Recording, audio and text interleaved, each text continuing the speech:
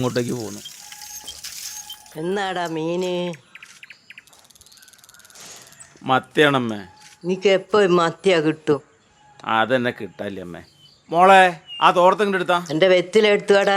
അയ്യോ എൻ്റെ അമ്മേ, എന്നോട് അത് വിട്ടുപോയി. എന്റെ കാര്യം ഓർമ്മിക്ക, എനിക്കങ്ങ് നേരെ ഉണ്ടാ. സാരില്ലമ്മേ, ഞാൻ കുറച്ചും കൂടെ കഴിഞ്ഞ പീടിയെ പോലെ അപ്പൻ്റെ അമ്മയ്ക്ക് വാങ്ങി കൊണ്ടുതരൂലേ. മോളെ തോർത്തെടുക്കേ.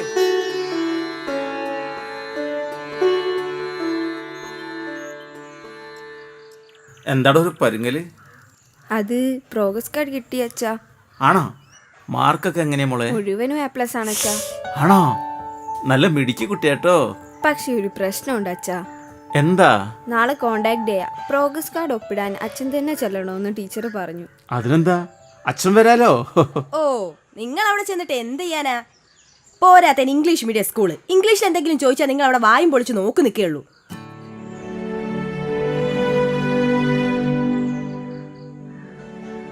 അതും ശരിയാ. പിന്നിപ്പോ എന്താ ചെയ്യാ? ഞാനൊരു വഴി കണ്ടിട്ടുണ്ട്. എൻ്റെ വല്യേട്ടനെ വിടാം. വല്യേട്ടനാകുമ്പോൾ ഇംഗ്ലീഷൊക്കെ നന്നായിട്ട് കൈകാര്യം ചെയ്യാൻ അറിയാം. ഒരച്ഛൻ്റെ സ്ഥാനത്ത് നിന്ന് എല്ലാ കാര്യങ്ങളും ചെയ്തോളൂ. പിന്നെ അവിടുത്തെ ടീച്ചർമാരാരും അമ്മൂൻ്റെ അച്ഛനാരാന്ന് കണ്ടിട്ടില്ലല്ലോ.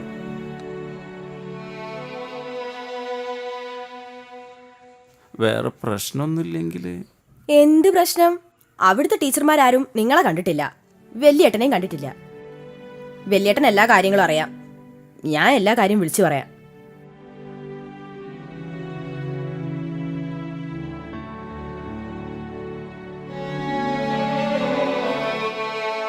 ഇന്ന് കോണ്ടാക്ട് ഡേ ആയതുകൊണ്ട് സ്വന്തം മാർക്ക് ലിസ്റ്റ് കാണാനും പ്രോഗ്രസ് കാർഡിൽ ഒപ്പിട്ട് തിരിച്ചു പോകാനുമാണ് നിങ്ങൾ വന്നതെന്നറിയാം. എനിക്ക് നിങ്ങളോട് അഭ്യർത്ഥിക്കാനുള്ളത്, ഈ മീറ്റിംഗ് കഴിയുന്നതുവരെ നിങ്ങൾ ഇവിടെ തന്നെ ഉണ്ടാകണമെന്നതാണ്. കാരണം നിങ്ങൾക്ക് ഒരു മഹത് വ്യക്തിയെ പരിചയപ്പെടുത്തേണ്ടതായിട്ടുണ്ട്. ഈ വിദ്യാലയത്തിലെ 2 അനാഥ വിദ്യാർത്ഥികളെ തൻ്റെ വരുമാനത്തിൽ നിന്ന് മിച്ചം വെച്ച കാശുകൊണ്ട് പഠിപ്പിക്കുകയും ഇക്കഴിഞ്ഞ SSLC പരീക്ഷയിൽ മുഴുവൻ വിഷയങ്ങൾക്കും അവർ A+ കരസ്ഥമാക്കുകയും ചെയ്തു. ഇതിന് അവസരമൊരുക്കിയ ആ പ്രധാന വ്യക്തിയെ നിങ്ങളുടെ അനുവാദത്തോടെ ആദരപൂർവം ഞാൻ വേദിയിലേക്ക് ക്ഷണിക്കുകയാണ്.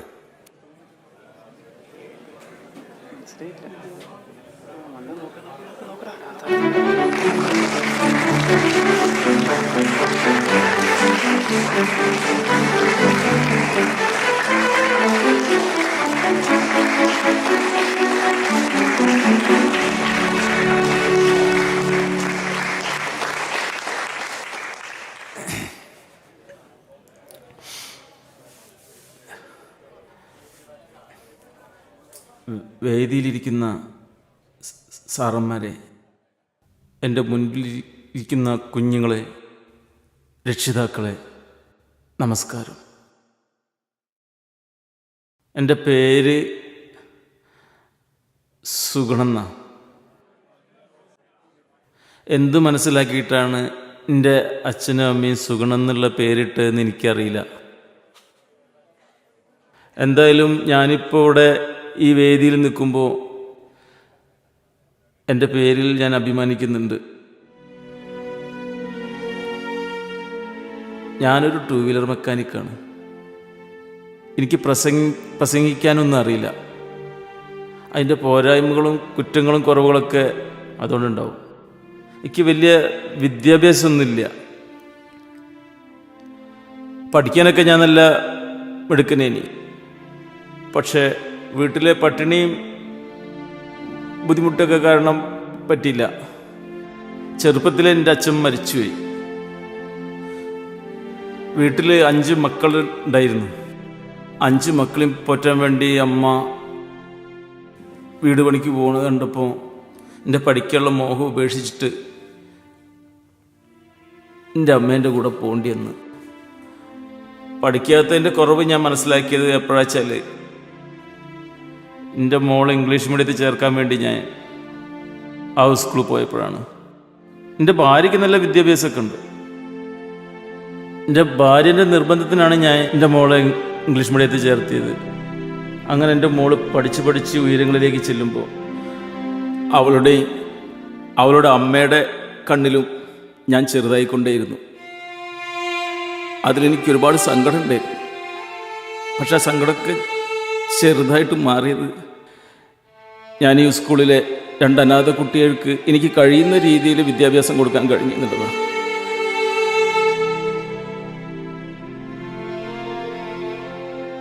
അതുമാത്രമല്ല, എൻ്റെ മോൾക്ക് പ്രോഗ്രസ് കാർഡിൽ ഒപ്പിട്ടെടുക്കാൻ ഭാഗ്യമില്ലാത്ത എനിക്ക് ഈ അനാഥ കുട്ടികൾ അവരുടെ അച്ഛൻ്റെ സ്ഥാനം തന്ന് അവരുടെ പ്രോഗ്രസ് കാർഡിൽ ഒപ്പിടാൻ തന്ന ആ ഒരവസരം എനിക്ക് വളരെ സന്തോഷമുള്ളതാണ്.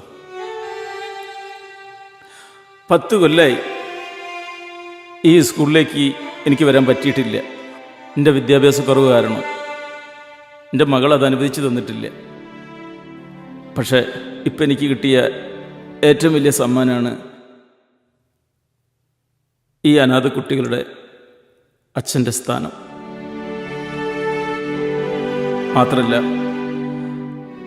അവരെ പ്രോഗ്രസ് കാർഡിൽ ഒപ്പിടാൻ കിട്ടിയ ഒരവസരം. അല്ല, എനിക്കിത്രേ പറയാനുള്ളൂ. നമ്മളെല്ലാവരുടെയും ജീവിതത്തിൽ അച്ഛനും അമ്മയ്ക്കും നമ്മൾ നല്ല നിലയിലെത്തി ജോലി കിട്ടി അതിനുവേണ്ടി ഒരുപാട് കഷ്ടപ്പെടുന്നുണ്ട്. അവർ പല വേഷങ്ങളും കെട്ടാറുണ്ട്. മീൻകാരൻ്റെ വേഷം, അല്ലെങ്കിൽ തെരുവച്ചടക്കാരൻ്റെ, അല്ലെങ്കിൽ എന്നെപ്പോലെ ഒരു വർഷാപ്പണിക്കാരൻ്റെ കരിയും പോയും നിറഞ്ഞ ജീവിതം. പക്ഷെ എത്ര വേഷം കിട്ടിക്കഴിഞ്ഞാലും അതൊക്കെ നാളെ നിങ്ങൾക്ക് വേണ്ടിയിട്ടുള്ളതാണെന്നുള്ളൊരു ചിന്ത നിങ്ങളുടെ മനസ്സിലുണ്ടാവണം. നാളെ നിങ്ങൾക്കൊരു ജോലി കിട്ടി, നല്ല ശമ്പളം കിട്ടി, നല്ല ഉടുപ്പുകളൊക്കെ ഇട്ട് ആ ശമ്പളം നിങ്ങൾ അച്ഛനെ ഏൽപ്പിക്കുന്നതിലല്ല നിങ്ങളുടെ സന്തോഷം. കീറിപ്പറഞ്ഞ വസ്ത്രമാണെങ്കിലും മുഷിഞ്ഞതാണെങ്കിലും ആത്മാഭിമാനത്തോടെ സന്തോഷത്തോടെ അതാണ് എൻ്റെ അച്ഛൻ എന്ന് പറയുന്നതിലാവണം. ഇന്നൊരുപാട് സന്തോഷവും സങ്കടമുള്ള ദിവസമാണ്. അതുകൊണ്ട് തന്നെ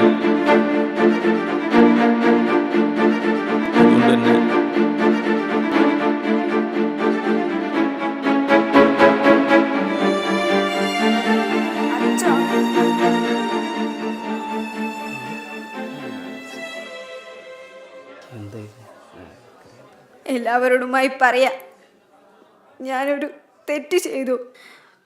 പ്രോഗ്രസ് കാർഡ് ഒപ്പിടാൻ വേണ്ടി കൊണ്ടുവന്ന ഇവർ എൻ്റെ വല്യമ്മാവനാണ്.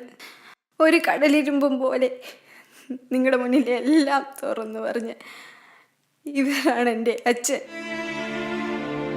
വിദ്യാഭ്യാസമില്ലാത്തതിൻ്റെ പേരിൽ അച്ഛന് വരം കൊണ്ടുവന്നതാണ് ഞാൻ ഈ അമ്മാവനെ.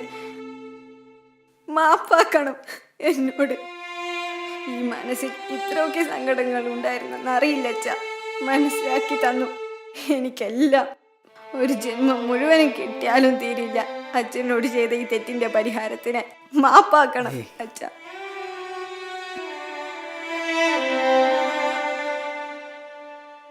ആർക്കും മനസ്സിലാക്കാൻ പറ്റിയില്ലല്ലോ സൂണേട്ടനെ, എൻ്റെ പെങ്ങക്ക് പോലും. അവൾക്ക് വേണ്ടി പൊറുക്കണം എന്നോട്.